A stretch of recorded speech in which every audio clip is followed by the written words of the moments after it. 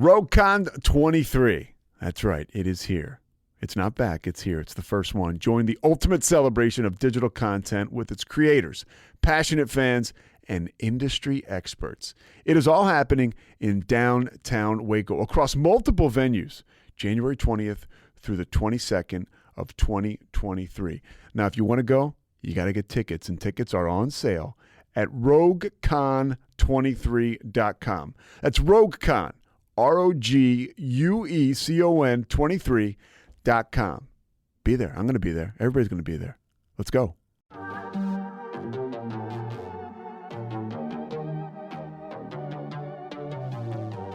Hey y'all, I'm April. And I'm Caroline.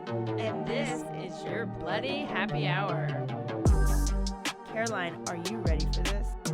This is your newest guilty pleasure. It's the bloodiest part of your week.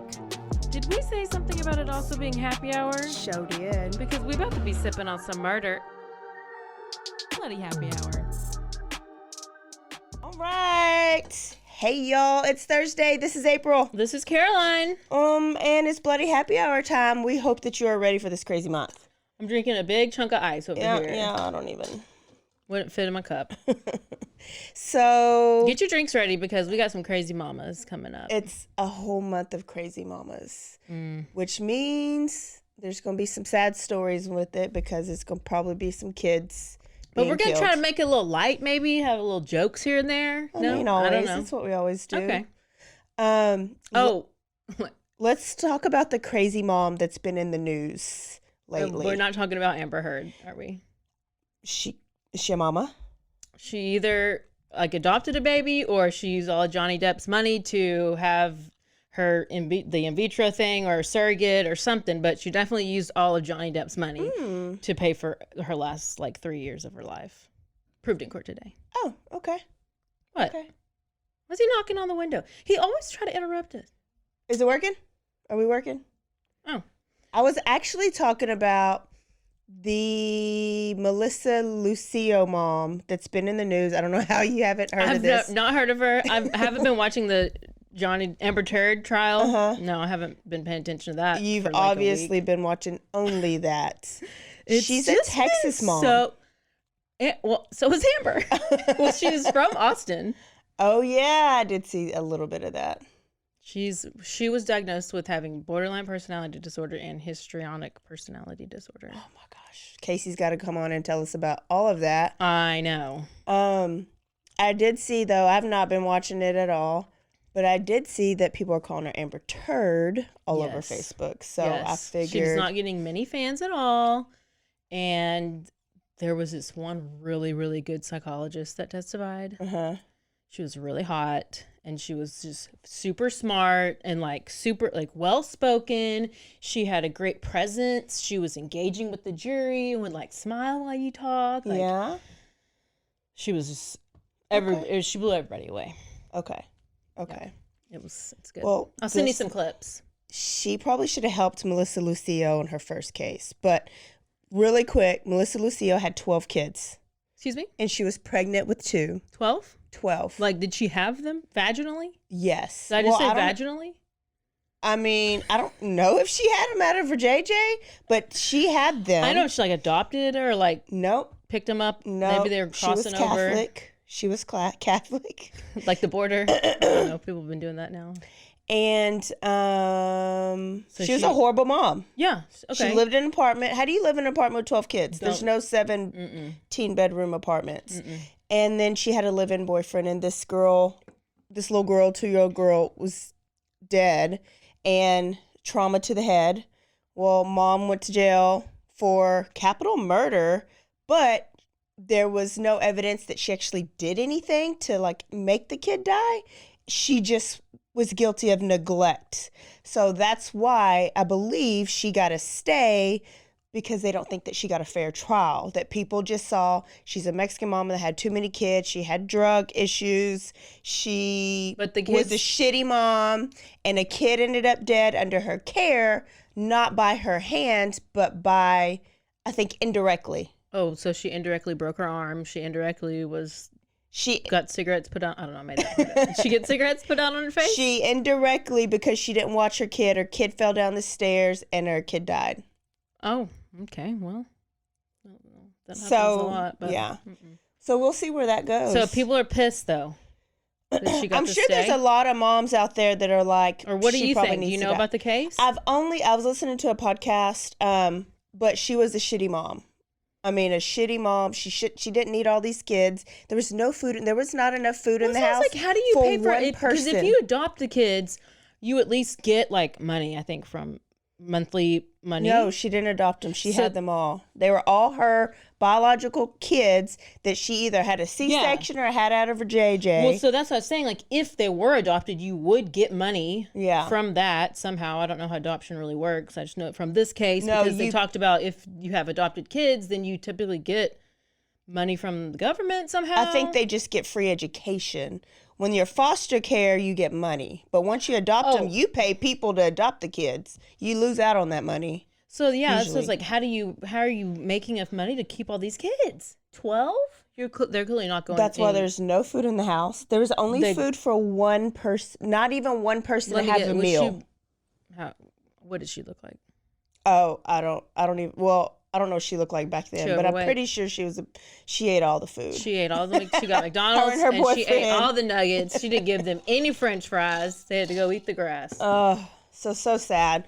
Well, good thing she got to stay. Way to go.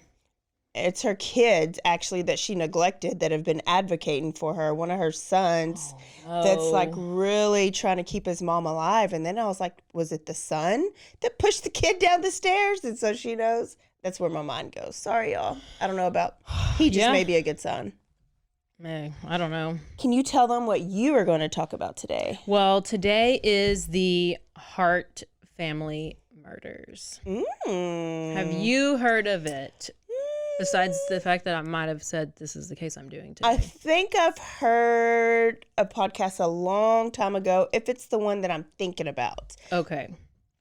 Well, it starts off, we're going to go back to 2014. So there was a protest because there had been this, a Michael Brown. Do you remember that name? This was in Ferguson, Missouri, and he was shot and killed 6 times by a police officer.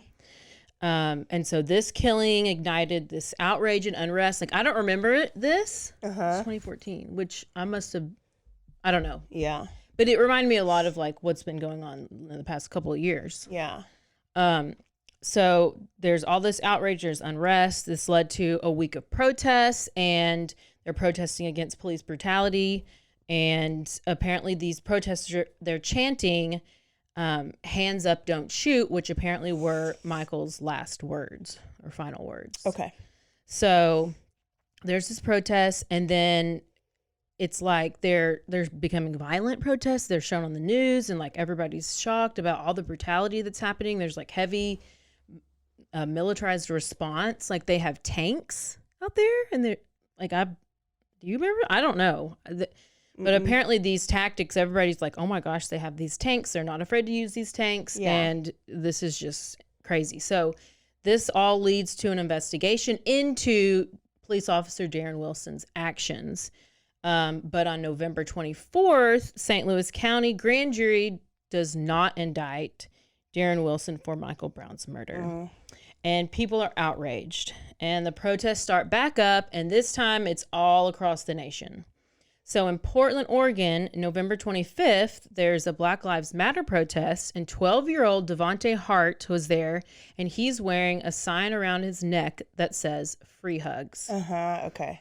So Sergeant Brett Barnum with the Portland Police Department, who is working the protest, he sees Devontae's sign, he points to him, and he says like, hey, can I have one of those? Like a hug. And so Devontae like appears because there's a photograph captured. Yeah. He appears to be like emotional, and he's crying.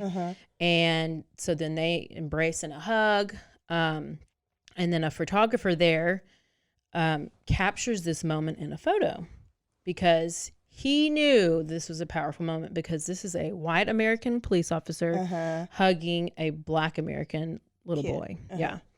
So he sold his picture to the Oregonian, and then it immediately went viral. It's like shown all over the news, the Today Show. It's all over social media, just shared everywhere. So the Oregonian then asks Devontae why he was giving away free hugs at the protest. And he says that he's trying to show peace and that there was a different way to handle it. Okay.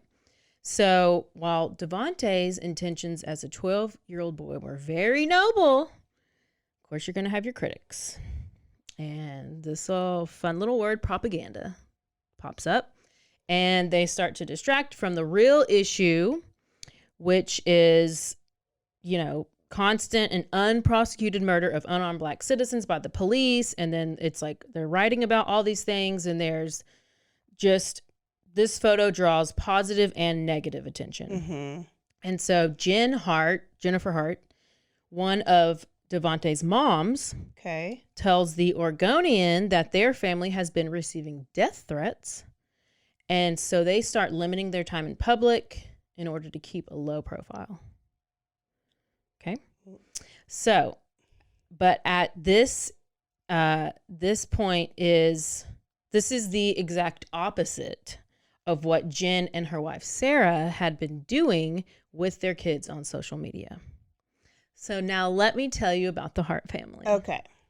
That was our intro. So, Jennifer Hart and Sarah Gangler. They're both originally from South Dakota.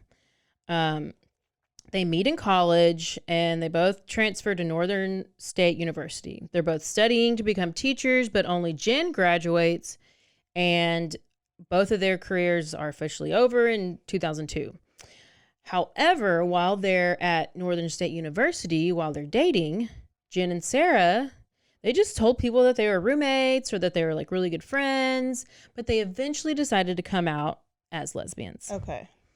Well, when they revealed their relationship, they were met with a lot of bigotry. They lost a bunch of friends because this is 2002. Gay marriage is not legal at this point. Yeah. Okay. So, and then Jen says like the Midwestern mindset was relentless, and they were unforgiving and unaccepting. So then in 2004, they moved to Alexandria, Minnesota, and they both worked in the same department store. And Jen, let me tell you their personalities. Jen is the one who's the more dominant one. So she's wears the strap on. She's the strap on. Yeah. Okay. So Jen is the dominant one. She's a big personality. She liked to be in control, and she was not afraid to let her voice be heard. Okay. And Sarah was seen as more sensitive and passive. Okay. She's a taker. Yeah. So, like I said, this was before same-sex marriage was legalized. And then when it's in 2005, and Sarah goes to court and she changes her last name legally to Hart. She's the one who's the taker. Okay. She's going to take that name. Okay. So that summer, Jen and Sarah decide that they want to become foster parents. So they end up taking a 16-year-old girl. So this girl later, whenever she was an adult, she was interviewed by the Seattle Times. She asked to remain anonymous, and she kind of chimes in the story. But she there's no name, so she's just the foster girl. We know if she's a Black girl too. Do they get all Black kids? They do, but I don't know why I'm picturing that she's a white girl. Okay. And this may be why they get rid of her. Okay. I mean, I don't know. Okay. That's in my head. So this girl, like, later was interviewed. She was remaining anonymous. She said that as a teen, she had been, let me tell you, difficult to control. She skipped school, and she snuck out with friends in the middle of the night. It's normal teenage life. What? Yeah. So she wasn't happy in her old foster home, so she was placed with the Harts. So she was like ready to make a new start. Then the first 6 months go well. And she does notice that Sarah's like the quieter of the two, and that Jen is more like outgoing, but she's also moodier. Okay. We don't like Jen. Well, we don't like either one of them. But they all live in this 2-story house. They have a dog and several cats. Oh. First red flag right there. Yeah. Am I right? Mm-hmm. I'm telling you. Should have known. And now a word from our sponsors.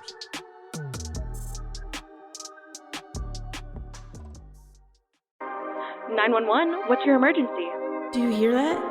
It's coming from the house. It's coming from inside the house? Do you mean? Could it be? The Poltergeist. New from Rogue Media. Two haunted hotties talking about haunted places. Every episode, we dive deep into the darkest places and give you a bit of history. We're getting spooky in all the right places. You've gobbled your last ghoul. Follow along for the craziest and spookiest stories with Debbie's Dark Tourism. The Stanley Hotel, Winchester House, the Alamo, Hotel Monte Vista, and more spooky places. Find us at _Poltergals. POLTERGALS. Look over your shoulder. It's us, The Poltergals. Wherever you consume the podcast, you can find us there.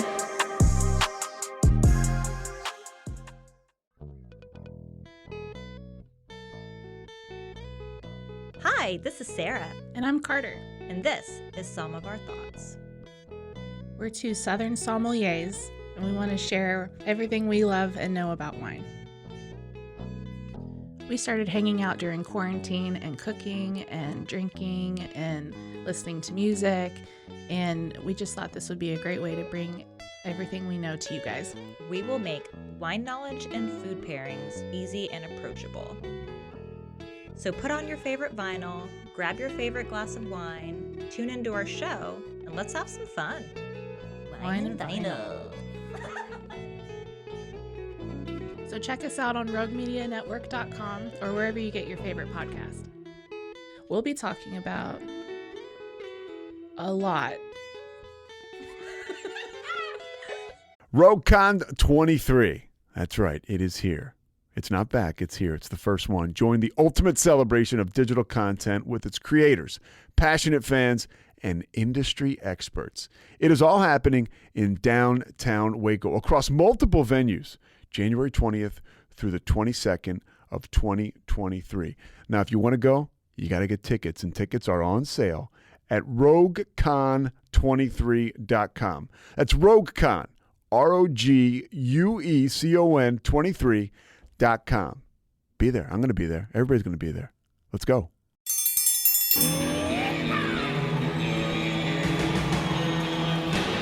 Hi, I'm Hank. You might remember me from a show called King of the Hill. Check out a King of the Hill rewatch podcast. These boys ain't right, but they are funny. Find the podcast anywhere you get your podcasts or at roguemedianetwork.com. I tell you what.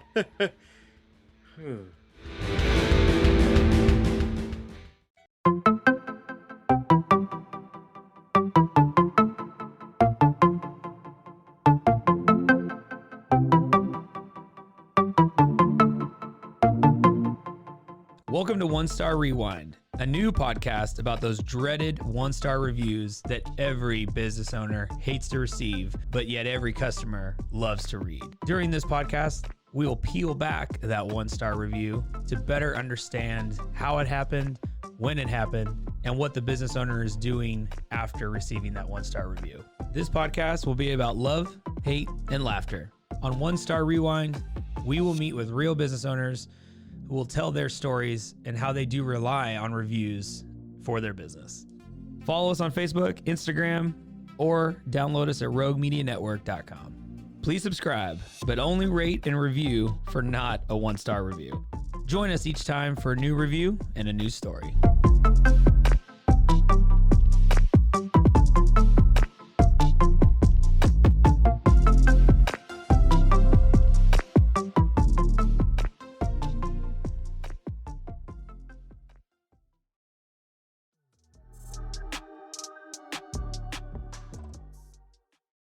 So, anyways, they're going to all these events together, and then aside from doing the things with her two moms, she's not allowed to do anything else. She's not allowed to go out with her friends. She literally goes to school, and then she goes to work, and she works at Subway. So they're very strict. Well, more and more things start to happen that kind of make her uncomfortable. So, for example, Sarah and Jen took the girl to the department store that they work for, and they're like, we're gonna take you to get a makeover, and the girl's like, I'm kind of like a tomboy, I don't want a makeover, and they insisted, and she has to go do it anyway. So she's like, oh my gosh, they're making me do this stuff. Okay. Obviously they thought she was ugly. So there's another time where they go to a football game, and they all bring footballs, and they want to get these footballs signed by a player. Well, Jen has her favorite player who she wants to get her football signed by. Well, the girl is the one who gets her football signed by that exact guy. And then Jen did not like it. Jen was pissed. Goodness. And Jen said, or the girl later when she's talking to the Seattle Times, she says that it turns into this huge fiasco, and that Jen was accusing her of that she did it on purpose and that she was being a brat. And then Jen gave her like the silent treatment for several days. So she just ignored her. What? That's ridiculous. Stupid. Yes. There's yeah. So in early 2006, the Harts make this big decision that they want to adopt children. Okay. So they include their foster daughter in on the decision, and they're like, how do you like the sound of you being like an older sister and blah, blah, blah. And she's excited, and they're all excited and whatever. So they eventually decide on two sets of siblings, yeah, that come available for adoption. So Jen and Sarah go to Texas. They come to Texas. That's where they get these kids. They're all from Texas. So they get, they come, they meet the kids. And then in late February, 1 week before the kids are supposed to be placed in the Hart's home, Jen and Sarah take their foster daughter to a therapy appointment. And while she's in this therapy appointment, she finds out from her therapist that she's being moved to a new foster home. Oh, and they leave her there. So she's driven to the new foster home by like the therapist or you know, by them, somebody. Jennifer's controlling, and she didn't fit her whatever mold of what she thought a daughter should be. So she's driven to the new foster home. She gets there, and her stuff is already there. Yes. She never sees Jen and Sarah again. Lucky for her. I know. So when they're later asking the foster daughter, or when Jen and Sarah were asked why they gave up the daughter, and they started telling people that she dug through the trash, and that she was suicidal, and she was threatening it, and that they didn't want her negative energy to impact the children. But according to this now adult foster child, in this interview, she says she has no idea why they did that. Like, none of those things were true, and that clearly they just wanted to give up on her so they could start over with this brand new family, just like you said. Yeah. So on March 4th, 2006, 3 children from Texas, which is Abigail, age 3, Hannah, age 4, and Marcus, age 8, are placed in the Hart's care. And 6 months later, the adoption is finalized. And during the first year, Jen and Sarah complete 15 hours of training. I guess you have to do foster care or adopted parents training. I don't know. So there's one training that's helping abused kids and care heal. And then another training called Racial Diversity Excitement, which trains people who are adopting children of different ethnicities to be proud of where they came from and who they are. Yes, I have a friend that adopted kids from Africa, but they're white. And so you basically have to make a promise that you're going to keep the kids' culture in their life and still expose them and not totally, I guess, whitewash them. Right. Yeah. So the caseworkers assigned to the Hart family reports that Jen and Sarah are great parents, and she recommends that they can adopt the second set of siblings. Oh, God. So in June 2008, they jump on it, and they adopt Devontae, age 6, Jeremiah, age 4, and Sierra, age 3. There's never a reason to have that many kids, and it's always a red flag.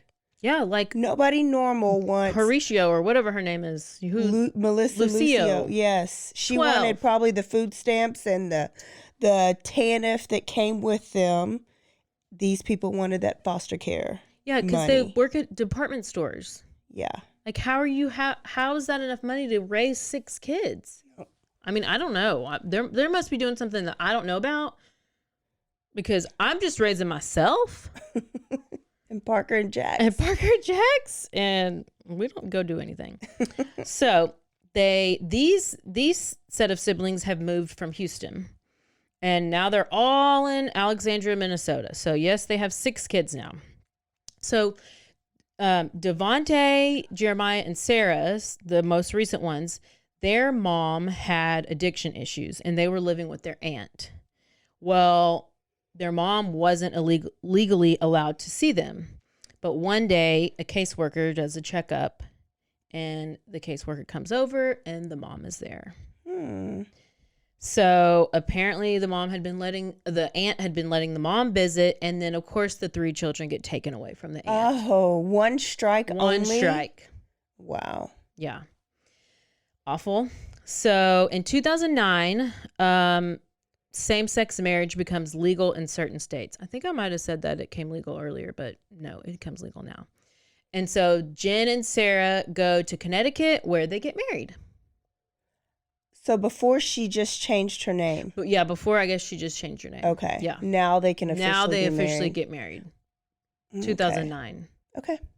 So they announce, not only do they get married, then they announce that Sarah is trying to get pregnant via a donor. Oh, God. I would think it was harder to adopt. Once again, how do you have money to do this? If you're doing a donor, it's expensive to do. Is that you're trying to get somebody's sperm put into your thing? Unless they're turkey basting. I have 2 lesbian friends that actually did a real turkey baster. It didn't work. What? Wait, you suck something up? Yes. Needless to say, it didn't work. Did not work. Wait, they tried to get somebody else's sperm? Uh-huh. They broke up. Well, we probably should have seen that one coming. Oh, hell. So, unfortunately, Sarah does not get pregnant. Good. But that's probably fortunate at this point. So, they would never have biological children, which, like I said, I don't know how they would have afforded that anyway. So back in Minnesota, Sarah has the job. She's the manager at the department store. And now Jen becomes a stay-at-home mom. Poor kids. Oh. So yeah, now there's just one of them working. So this is why I'm extra confused. And So. But they're officially adopting them. It's not foster care, right? Correct. Full adoption. Yes. I don't understand either. So I think on the documentary I watched that they said something about they were getting money from an agency for something. Okay. I don't know. Don't quote me on that, but if anybody out there listening knows, just let me know. Could be, but that's why people are going to other countries to adopt, because it's supposed to be so hard to adopt here. Well, they apparently in America. had no trouble. Maybe this is why it's so hard now. Hopefully. They screwed it up for everybody. Yeah. And CPS. That's terrible. So to everyone, like friends, coworkers, neighbors, it just appears that this Hart family, they just have it all. I mean, they're just, they take their kids everywhere. They do things. They go hiking. They go camping. They grow their own food. Trying to do too much. They're loving. Just wait. They advocate for acceptance and unity, and they are peace and love everywhere. And people are seeing aspects of their life because guess what? Jen is very active on social media. And this is about the time that Facebook becomes really big, and she is Facebook queen. Oh, I bet. I bet she homeschools them next, because that's always red flag number 2 to me. Does she homeschool them? She might. Red flag number 2. I think we're on our 3rd red flag. I don't remember the second one. Okay. So she's constantly posting videos, posting pictures, all the activities, all the different things they do. And they call themselves the Hart tribe. And they look like the model of a progressive 21st century family, 2 white lesbian mothers that adopted 6 black kids. The Modern Family. Yeah. I mean, you know. But guess what, April? In September 2008, a teacher at the kids' school notices, here we go, that on now 6-year-old Hannah has bruises on her arm, and the teacher asks her what the bruises are from, and Hannah says that her mom whipped her with a belt. So ultimately, there's no charges that are filed, but Jen and Sarah pulled all the kids out of school and homeschooled them for the next year. But wait, it gets worse. The next school year, so the following school year, 2009, Jen and Sarah put the kids back into school. Okay. So they kept you out for a little bit. They're like, oh, let's clear up these bruises. Now we got you back into school. It's November 2010. And now 7-year-old Abigail tells her teachers that she has owies on her back and on her stomach. And she tells them that her mom, Jen, held her head underwater while punching her and hitting her because Abigail had a penny and Jen thought she stole this penny. Oh my gosh, Jen is psycho. Psycho. And Sarah's even more psycho for not even realizing how psycho Jen is. Well, in this one, it's Sarah holding her under the water. Oh, it was Sarah. So Sarah held her under the water because Jen saw the penny and accused her of stealing it. Yeah, so Sarah probably had to do that, but yeah. So the teachers report it and the authorities interview the kids. They all report having been spanked and having food withheld from them. Probably because they don't have any food. That's probably why that other girl was digging in the trash can. That's probably why. And so, and being grounded, these are all the punishments. When authorities interview Jen and Sarah takes all the blame. Sarah takes everything. She took the last name. She takes the strap on. She takes the blame. So take.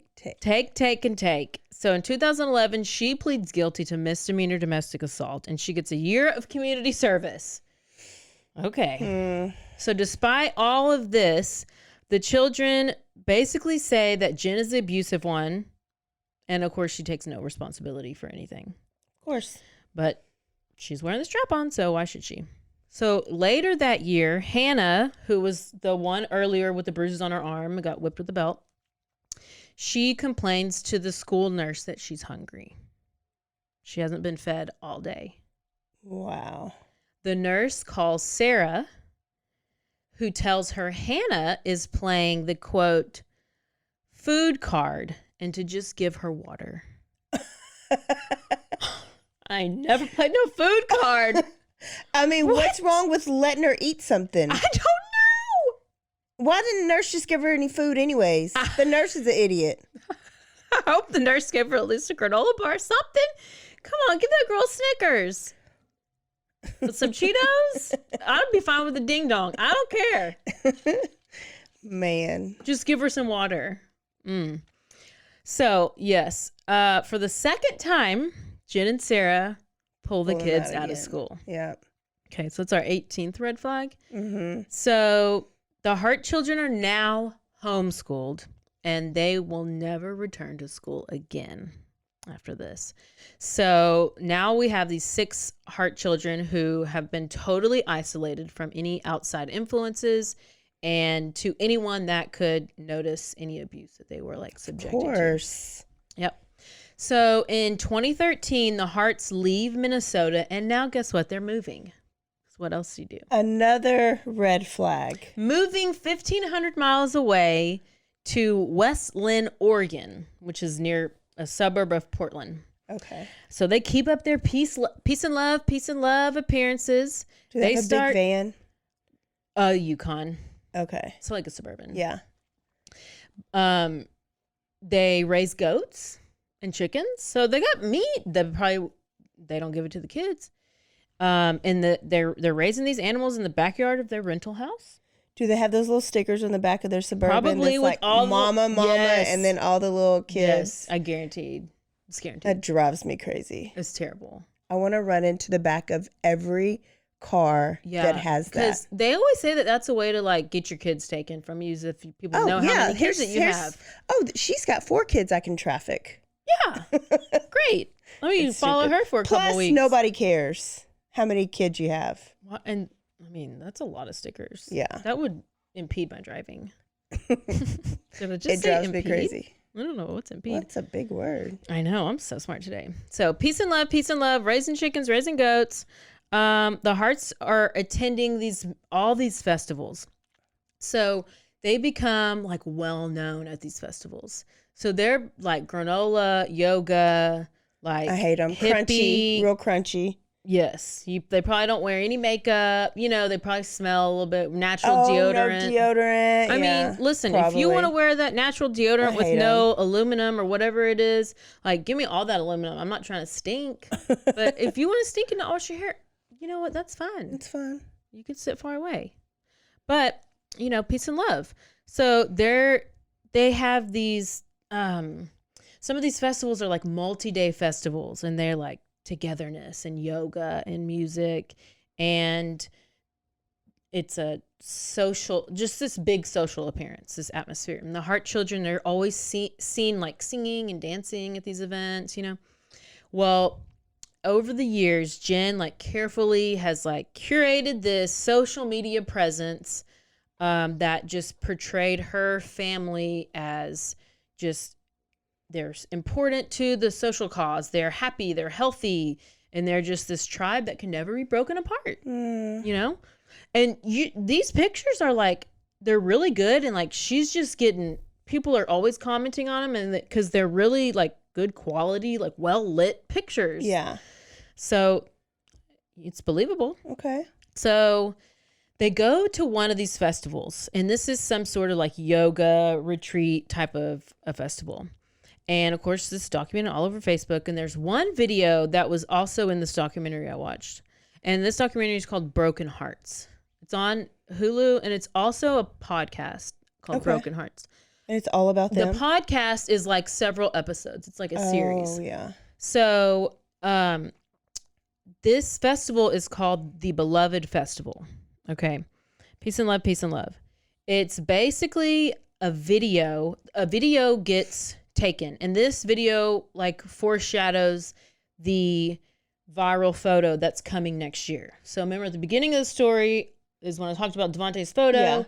That was all happened later, like right now. So this video is, there's this guy on stage and he's singing, and Devontae is wearing a zebra like outfit, like a zebra costume, and he is like runs up to the stage. I kind of want to show you a little bit of it. Okay, as it's playing, let me explain to you what's happening. Okay, so this guy is chanting. Yeah. So he's like chanting. He's on stage. He's like crossed legs, and he has no shirt on. So Devontae goes up to him. The crowd is cheering. They're like, "Oh my God, this is awesome!" And he goes up to him, and Devontae hugs the guy as the guy's performing, and he's just chants the same thing over and over. And the guy they hug each other, and Devontae doesn't let go. He's like bawling, crying. Is he saying, "Help me"? I don't know. So the guy singing starts to like grabs his head, pulls his head to his chest, like kind of rubbing on the back of his head, like embracing him. And at first it's like endearing, and then it kind of gets to where it's like a little upsetting, you know? Yeah. Like it's like you could tell that Devontae's not letting go. He's like hugging this. This lasts for about 2 minutes, and they start looking at each other like they're like staring into each other's eyes at one point, and it's like it's almost like Devontae's trying to tell him something through his eyes, because then the guy's looking at it's like you can like see the guy singing like what are you trying to tell me? I don't know. That's just kind of what I. And he's not even singing words, so it's not like the words like, could get to him. Mama, hey, mama, oh. It sounds like Are they Buddhist? I don't know. So I said it's like real yoga, granola, like Okay. festival type of thing. But he's gripping this guy so hard. He doesn't know this guy. And I mean, it's probably like knowing what the whole story, knowing what we know. Like you can kind of look at it a different way. But it's just like kind of shocking. And also he has in the back of his head is shaved the word love, and he has like on the sides there was like hearts that were shaved on the sides of his heads. So he's like in this full-on zebra costume with a tail. He has his head shaved, words in his head, so it's obviously like they're trying to get attention from it. Yeah. I mean, it's pretty obvious. Yeah. And so this is, like I said earlier, this family was known at these festivals, and they would have put on this like presentation. This is like they're in their element, but it's almost like they're trying to parade their kids around, you know, and they're like, there's this other photo with Jen, and she has Devontae on her shoulders, and he has on his free hug sign. And it's just like, look at us, look at our kids, and give us attention. Yeah, yeah. It's not about, no. Clap at us, be proud of us. Yes. Look what we did. Yes. We saved these black kids from their horrible black parents. Yep. But in reality and behind the scenes, like, they're living a nightmare. Poor kids. So eventually, the neighbors of Jen and Sarah start to become a little skeptical. Good. Because they are surprised at how small the children seemed for their ages. And they notice that like the kids are never playing outside, they're never being loud. They just don't seem like six normal young kids. I mean, you have one kid and it's like enough. Yeah. Imagine 6. So some people started to see through their like fakeness and alerted the authorities. So one person ended up calling the Oregon Department of Human Services in 2013 and said that the kids pose and are made to look like one big happy family, but after the photo they go back to looking lifeless. And somebody else said that they look underfed and very small for their age. Another one said that they look like trained robots. And another one said that they appear to be scared to death of Jen. And that's why they got rid of that old girl and they got younger kids, because she was already too old that you couldn't train them like your little pets. But guess what? When Child Protective Services went to interview Jen and Sarah, they said it was bigotry. And that people are prejudiced, and that they don't understand their modern family dynamic, and they don't like the fact that they're lesbians and that they have a family. And then when the kids are interviewed on how they feel about their home life, they tell the social workers that they're happy, but their expressions are lifeless and they don't seem happy at all. Oh. So Child Service closed the case. Of course. Because there's no evidence. I mean, they're better off with these 2 white women than they would be with their mama, right? Or their aunt, who was perfectly fine. Their aunt. 2 years later is when Devontae's photo goes viral. So all of this happened leading up to that year of the protests. And he was crying with the cop too, right? Yes. Yeah. So this photo becomes like national attention, and it's much more attention than Jen and Sarah wanted, surprisingly, because they seem to have wanted all this attention, but they don't want that much attention. And Devontae gets offers to be a guest on like TV shows, and but they don't let him. They don't let him because at this time Jen is saying that they're getting death threats. I mean, this is what Jen is saying. She then also says that she wants to protect her son's privacy. But I'm going to put him all over Facebook and social media. Yeah. But I want to protect his privacy. And she even took a hiatus for 6 months from social media. What a good job. But you know what? In spring of 2017, she was back on social media. And guess what? They moved again. I hate her. And this time they moved to Woodland, Washington. Apparently it's a very rural area. And their new neighbors were a couple named Bruce and Dana DeKalb. The DeKalbs were excited about their new neighbors. They were like, hey, this is going to be great. New neighbors. And then nobody's excited. They're lying.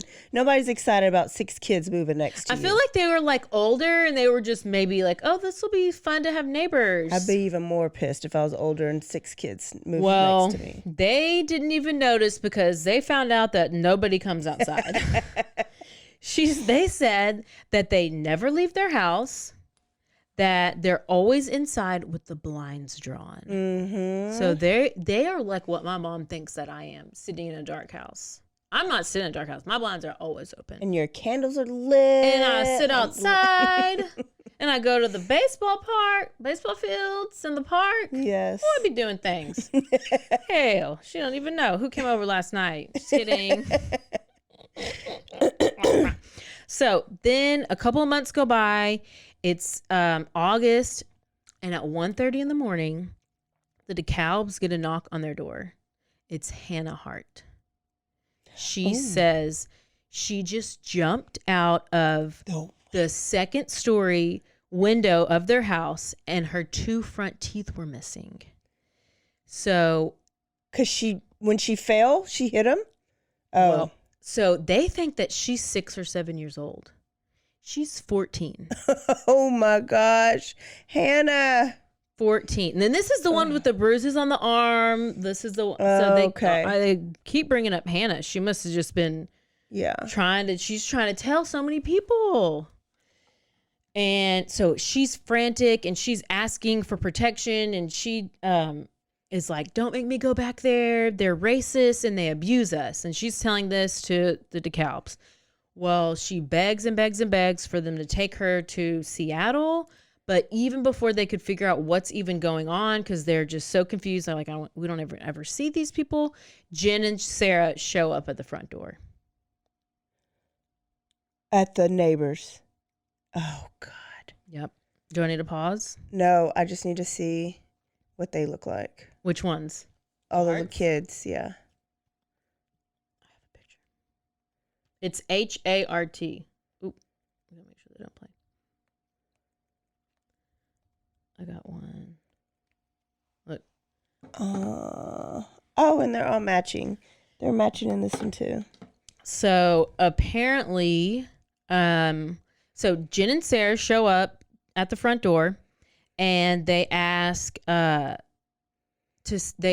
asks to speak to Hannah privately. So they go upstairs in a separate room, and then they eventually come downstairs, and then they all leave. And then the next day, the 3 of them come back, and they've made Hannah write an apology letter to them. And they explained that Hannah's bipolar.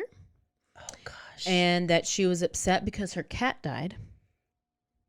And that she knocked her own teeth out in an accidental fall. Okay. Come on, red flags. Too many. So apparently, Jen was telling people that all the kids were drug babies. And so that's why they were difficult. Uh-huh. So anytime people were suspicious about anything that was going on, that was her like go-to response. Drug babies. Drug babies. Later, the DeKalbs, the neighbors, excuse me. What's happening? They ended up telling the New York Times that Jen was just so convincing, and they just bought it. She was so convincing, and they usually are. Yeah. And who really cares about these little black kids anyways? I mean, right, they're in good hands with these 2 white women. So this still left a really terrible feeling. Good neighbors. Yes. So anytime that those neighbors would try to talk to the kids, if they saw them I don't know where they would see them, but if they ever were to talk to them, the kids would not speak back to them. Oh, man. I know. They weren't allowed to. So then 6 months later, Devontae, who's now 15 years old, he goes up to the DeKalb's front door, and he starts asking for food. They give him food. Devontae's like nervous, and he's like, please don't tell my parents. Please don't tell my parents. And they're like, assure him, like, we're not going to tell anybody. Like, don't worry. Like, it's fine. He visits them like weekly for food. It's a weekly occurrence. He gives them a wish list of food. It's staples. It's like peanut butter, bread, like basic stuff. Yeah. And he then asked them if they would leave groceries in a box, a hidden box by the fence, so his moms would not catch him. So sad. I was like, at what point do these DeKalbs, like, I feel like that's pretty... That's some evidence, good evidence to call again. So this goes on for a little while, and finally the DeKalbs they're completely torn because they know the kids need help. Then on finally on March 23rd, 2018, they call Child Protective Services. When a caseworker shows up to the Harts' house for a home check, no one answers. And the next day, the DeKalbs notice that the Harts family Yukon is not in the driveway. On the same day, Sarah's coworkers get a text from her saying that she's sick and she won't be able to come into work tomorrow. 2 days later, on the morning of Sunday, March 25th, Jen Hart is captured on security footage in a Safeway in Fort Bragg, California. And she's buying groceries. And this is the last time anyone will see her alive. Monday, May 26, 2018, California police get a call around 3:38 p.m. from a German tourist passing through Mendocino County on Highway 1. And she reports seeing an upside-down SUV at the bottom of a cliff. Oh, my goodness. When officers arrive on the scene, they find the bodies of Jen Hart in the driver's seat, Sarah Hart wedged between the smashed roof and the rear seats. A search of the crash site continued for 3 weeks, and during that time, the remains of 3 kids, Marcus, 19. What? Jeremiah, 14, and Abigail, 14, are all found near the SUV. The body of 12-year-old Sierra is found on the beach north of the crash site. It takes them a year to find Hannah's body. And in May 2018, they finally do find skeletal remains of her. Yeah, when they find her body. Of Hannah. And they have to have her biological mother come to do like a DNA test. How horrible. Wow. So guess who's left? Devontae. Where's Devontae? So, and at this point, they don't know if this is like an accident. They don't know if like nobody can find Devontae. Like what really happened? Yeah.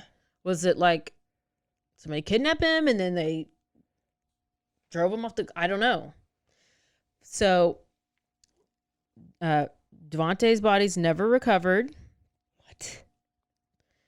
The crash is initially thought to be an accident, but the investigators noticed there are no skid marks at the scene or any indications that Jen tried to stop the car in any way. Then where does it talk about where it is found? Then they do a toxicology report, and it comes back showing that Jen was drunk at the time of the crash. Jen doesn't drink. She had the equivalent of 5 beers. So if you never drink, well, I guess you get drunk on 5 beers. I was going to say that's... And that Sarah had, at least 2 of the kids had diphenhydramine in their system, which is the active ingredient in Benadryl. Okay. She put him to sleep. Which causes drowsiness. Sarah's phone records are recovered, and this is when they know that it was not an accident because she had recently Google searched, how easily can I overdose on over-the-counter medication? She also Googled, can 500 milligrams of Benadryl kill a 125-pound woman? And she also Googled, how long does it take to die from hypothermia while drowning in a car? Sarah or Jen? Sarah was Googling this while Jen was driving. So Sarah... So they were both just tag teaming and planning this. They were both okay. I was wondering if Jen was really the mastermind. I think Jen was, but like Sarah was kind of like under a spell. She was the accomplice and she was okay with it. She just didn't want to be like alone, the main bully or something. I don't know. I hate Sarah even more. She could have saved them all. So whatever happened? She Googles all these things. Yeah. Then they realized that they fully knew what they were doing because the car had like the little, black box, the little computer thing that you can recover from like an airplane that like tells you like the mechanical things that are happening at the car. Well, it shows that the speed of the car was going at 90 miles an hour.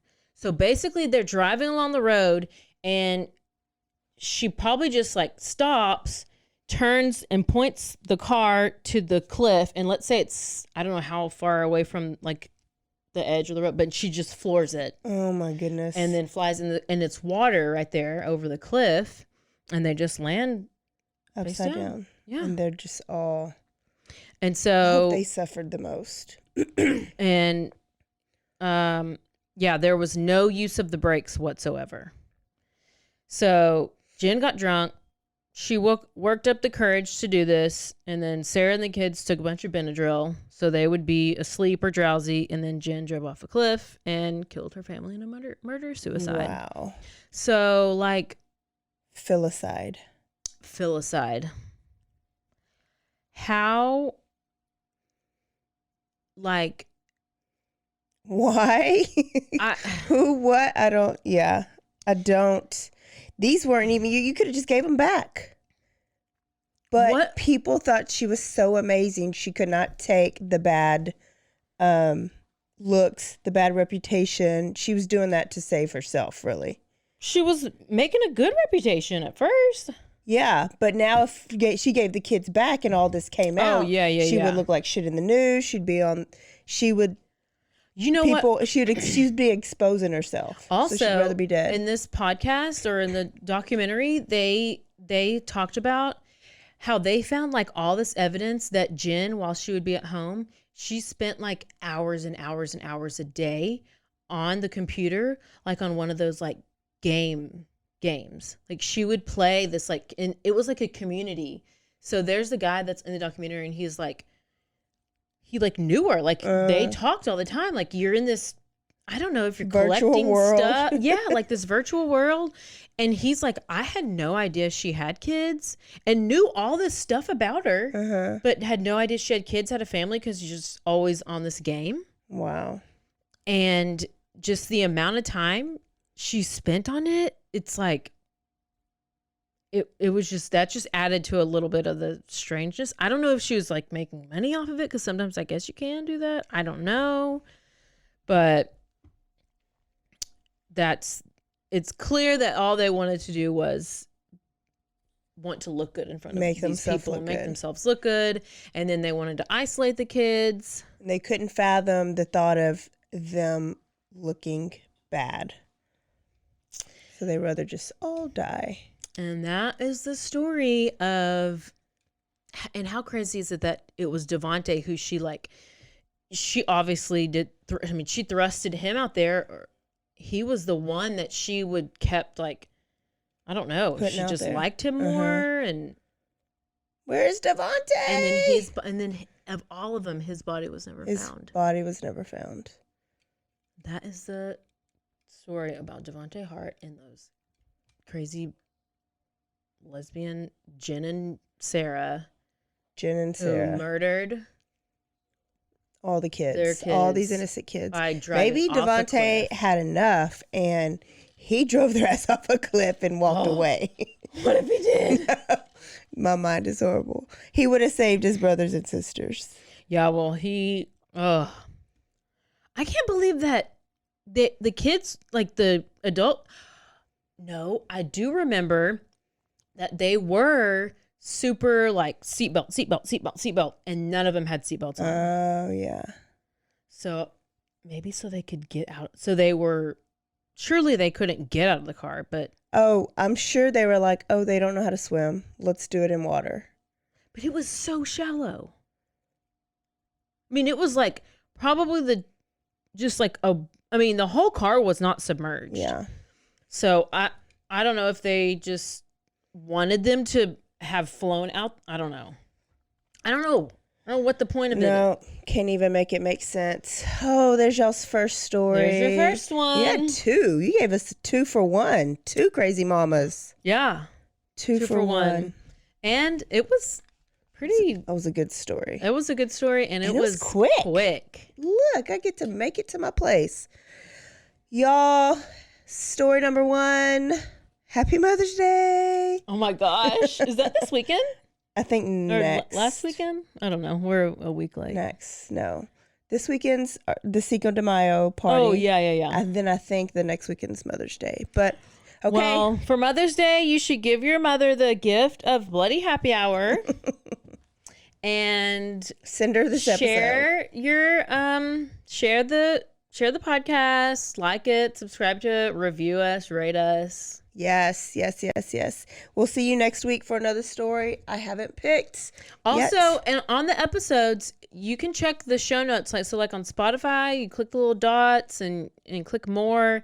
And we have if there's videos that we have, we'll post links to the videos there or different links to articles. And we also have a link to our email and our happy hour fund. Oh yes, happy hour fund. I wasn't even drinking this time because I was rushing. So, but I'm about to go start right now. Are you Russian? I was Russian. And I don't think you're allowed to be Russian. Okay, y'all. Vladimir. I think every Russian person's named Vladimir. Is it really? I don't know. They're all Vladimir this, Vladimir that, Vladimir, Waldorf. We will see y'all next week. Don't forget to stay aware, stay alive, and always be DTF. Bye, y'all. Bye. The Hart family's teacher should have been more DTF. I mean, they probably tried as hard as they could. That nurse should have been more DTF. Hey. Bye, y'all.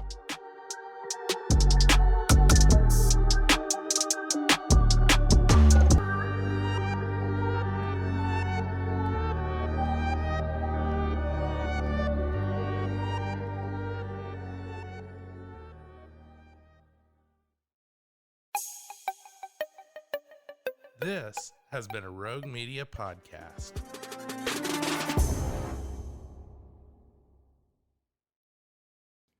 Join the ultimate celebration of digital content with its creators, passionate fans, and industry experts. It's all happening in downtown Waco across multiple venues on January 20th through the 22nd, 2023. Tickets are on sale now at roguecon23.com.